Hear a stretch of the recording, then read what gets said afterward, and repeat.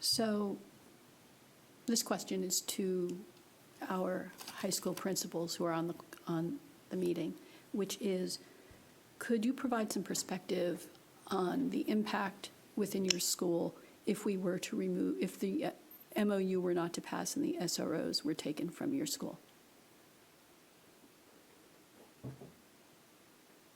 I would like to hear from all three if I could. Let's start with Mr. I would too, so thank you, Mr. Dr. Novak, Marler. if you would mind going first, we'll go in a different order. I see all three of you. And again, thank you for being here today, principals. I appreciate it.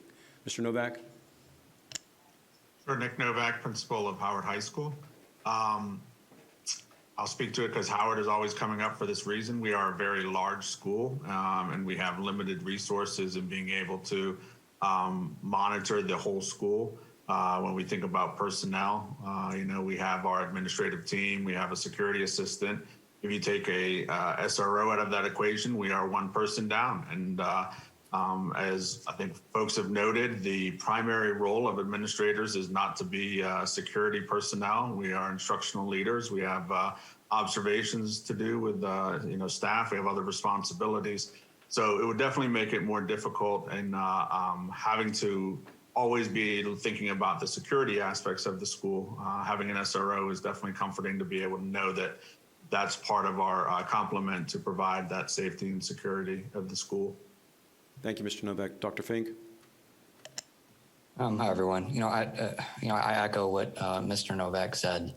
And I think it also goes back to what was talked about earlier with that collaborative process. Part of our responsibility is that safety and security of the building, and maintaining that partnership with the SRO allows, and again, echoing what Mr. Novak said, allows us to really dig in with our students, focus in on the instruction, get it in the classrooms during the entire school day, while our SRO is not even, I speak personally on the SRO that I've worked with, patrolling the exterior of the building, going to the fields, keeping an eye on the cafeteria, and when you leave and look at my building personally, in the big glass front, and paying attention to just all those security aspects, monitoring cameras, collaborating with our security assistant and our central office partners.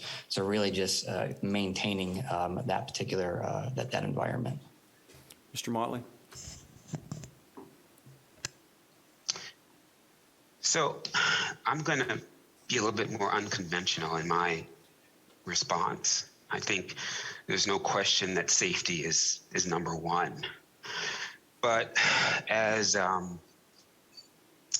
member of the marginalized group that Mr. Kong talked about, I view the SRO as a huge way for me to help my Black and brown students feel comfortable and to alleviate the gap that exists and help forge the relationship between them. So while safety is definitely important and maintaining a safe environment, for me, it's about bridging the gap that exists between the marginalized communities of my building with my SRO and working to help forge those really positive relationships. So I don't know if that answers your question, Ms. Delmont-Small, but it certainly is an important one for me. Safety is definitely priority number one, but this is a close second in my opinion. Thank you. No, thank all of you. Thank you to all of you, because yes, safety is number one, but you've also talked about the SROs being part of your administration team and someone that you rely on and utilize. So I do appreciate that. And Mr. Motley, I do appreciate that you were unconventional. I think it helped explain this a little bit more. The Safe to Learn Act, like most laws,